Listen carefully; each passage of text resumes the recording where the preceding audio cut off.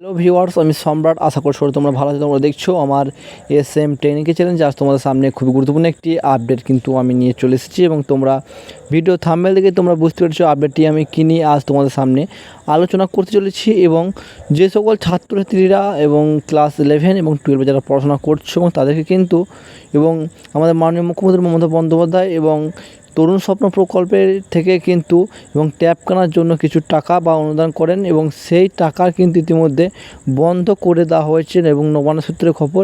এবং তোমরা কিন্তু সকলেই আপডেটটি দেখেছো এবং যারা দেখো তারা অবশ্যই মনোযোগ সহকারে দেখতে থাকো। এবং সেই টাকা কি ইতিমধ্যে কি বন্ধ হয়ে গিয়েছে না আবার সেই ছাত্রছাত্রীরা পাবে সেই বিষয়ে তোমাকে এই ভিডিওর মাধ্যমে জানাবো। এবং চলো দেখতে থাকো, ভিডিওটি স্কিপ না করে।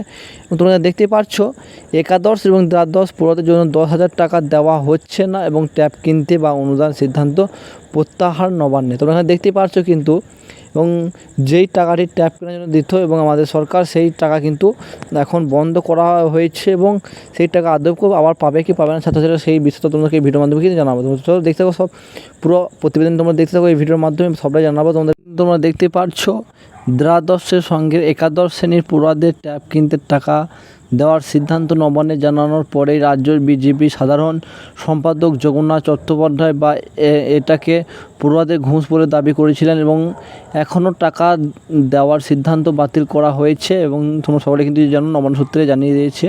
এবং জানানোর পর জগন্নাথ বলেন যে আরজিকর কাণ্ডের পর এই স্কুল পড়ুয়ারাও বা আন্দোলনে বা তাতে ভয় পেয়ে আন্দোলনের ভাঙানোর জন্য এবং ঘুষ দেওয়ার সিদ্ধান্ত নিয়েছিলেন সরকার।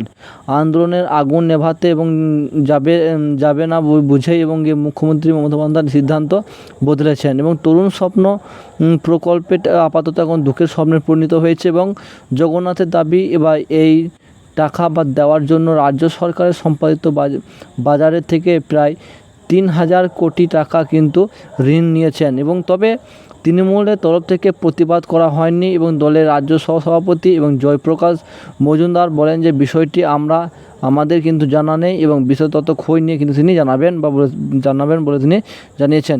এবং পরে বিদ্যালয়ের শিক্ষালয় বা শিক্ষা বিভাগের উচ্চ সচিব ভূপাল চন্দ্র হালদার বলেছেন যে এই প্রকল্প কোনো মতে কিন্তু বন্ধ হবে না এবং পিছিয়ে যেতে পারে বা টাকা দেওয়ার তারিখ এবং কিছু প্রশাসনিক এবং কারণে বা আপাতত বরাদ্দ টাকা কিন্তু ফেরত নেওয়া হয়েছে এবং তবে কতদিনের জন্য পিছিয়ে গিয়েছে এবং সে বা টাকা বা কবে দেওয়া হবে সেই ব্যাপারে কিন্তু তিনি কিছু জানাননি এবং পরবর্তীকালে কিন্তু জানাবেন। তোমরা দেখতে পাচ্ছ এই আপডেটটি, তোমরা কিন্তু বুঝতেই পারে যে এই প্রকল্পের টাকা কিন্তু পুরোপুরি বন্ধ করা হয়নি এবং কিছু কারণে কিন্তু এই টাকা বন্ধ করা হচ্ছে, আবার পরবর্তীকালে কিন্তু এই টাকা দেওয়া যেতে পারে। এবং তোমরা আশা করি তোমরা বুঝতেই পারলে এই ধরনের আপডেটগুলি পেতে চ্যানেলটিকে সাবস্ক্রাইব করে পাশে থাকবেন। অবশ্যই আমাদের সাথে থাকুন।